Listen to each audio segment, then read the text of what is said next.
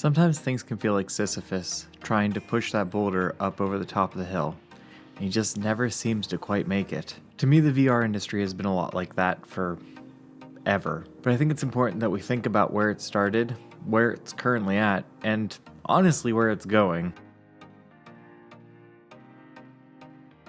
Growing up, we had TV shows and movies like Lawnmower Man, The Matrix, Reboot, Johnny Quest. So many fantastical stories that had us dreaming about worlds that would just whisk us away by putting on a headset. And if you're like me, then you grew up dreaming of a day where you would be able to do just that.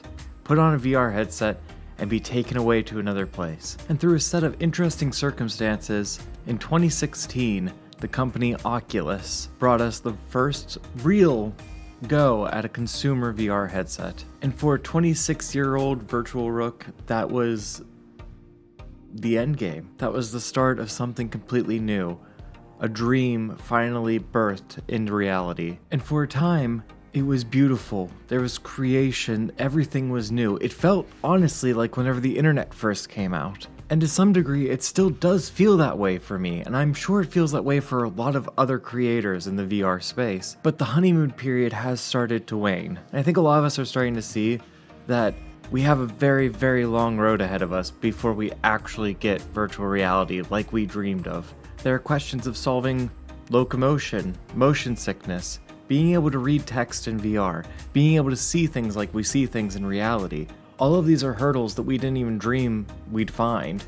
And it feels like every year new hurdles pop up. And it makes me worried that right now we're in a creative slump for VR, that companies don't want to invest the money that they once wanted to do in order to bring forth new innovations to solve these problems. Valve, for instance, a frontrunner of high-end VR, once heralded as the premium VR experience, has been silent for almost 5 years on any new VR headset. And HTC, another company well known for its high-end VR headsets, has struggled to keep up with modern VR innovation. Don't get me wrong, there are people trying new big things in VR. I mean, you have VR companies like Pimax who keeps on reiterating, trying new things, doing weird things, and honestly, sometimes it's bad. Sometimes it's really good. And even though Pimax is mostly just for people who enjoy playing sims, like racing sims or flying sims, they still struggle to find a headset that the average consumer would want to use, which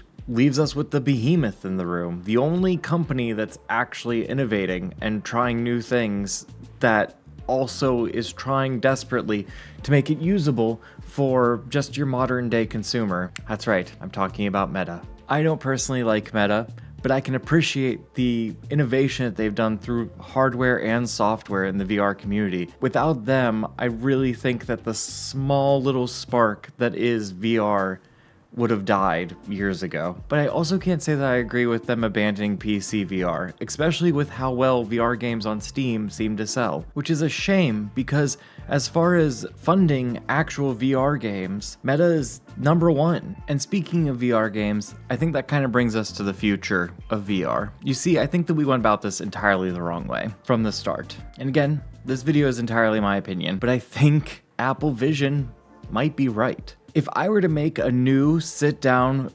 console to compete with the PlayStation 5, the Switch, the Xbox One, I think it's called. I don't remember what the new Xbox is called. I have an entire game library from those consoles, from third-party game studios. I have a huge amount of games that I can just have on my brand new console that I just made. But VR is a whole new thing. You can't just take old content and repurpose it to be VR. It loses everything that's good about VR. So getting back to Apple, I think spatial computing makes sense as the fundamental building block that we need in order to make VR thrive. Instead of trying to focus on making people play games in a very small library of games for long periods of time standing up, instead we should be thinking about this as a brand new way to have infinite screens while doing your everyday computer tasks. And listen, as somebody who's currently learning how to program and design games for VR, this hurts me to say, but I do think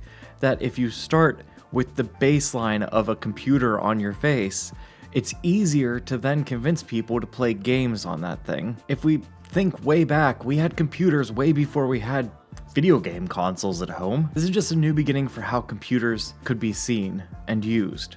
So I really think that if we can just nail down how spatial computing works, it'll make VR games thrive. It'll make people excited to work on VR games and to put out new VR content. And I understand why we didn't start with spatial computing. We're not even fully at the resolution or the weight of a VR headset that we would need in order to pull off spatial computing. Like, we're still trying to get that right. And that's why, as sad as I am that VR isn't more widely adopted, I understand that we're still like in the beta. Like, we're not even at VR 1.0 yet. Just ignore what Pimax says about VR 2.0. We're like VR 0.8 or 0.7. But every year we get closer. Headsets keep getting lighter. The processing power that we can put on a headset gets more powerful, and the screens get better, and the technology gets better. Everything about it is constantly progressing at such a fast rate. It's honestly amazing. And I really do think that we're heading in the right direction. I'm not a huge Mac user myself. I don't use it at all. But I do love the idea of making spatial computing the frontrunner for what you're trying to do. And if you even take a look at Steam VR 2.0, they're introducing some crazy technology under the hood that we haven't even seen yet with their theater mode. I'm not going to get into it, but go watch Sadly It's Bradley. He does a really good job talking about all of the really cool technology that Steam VR has been working on. But I'm just excited. I'm sad that we're not where I wish we were with VR, but I'm hopeful that we are about to be, or we're just getting closer every single day. And I'm going to keep trying to push that future into existence. I'm going to talk about it. I'm going to keep working on making VR games because I love this content. It's my favorite thing. It's been my favorite thing since I was a little kid, and I really appreciate you watching. This is the end. We're at the end. This is the part where I'm going to start doing my outro, but I want you to notice something about YouTube that I've seen recently. I don't know if it's going to do it in this video, but if I say like the video, does the like button bounce and like animate for you whenever I say that? I swear it did for me on like a couple of videos. It's weird.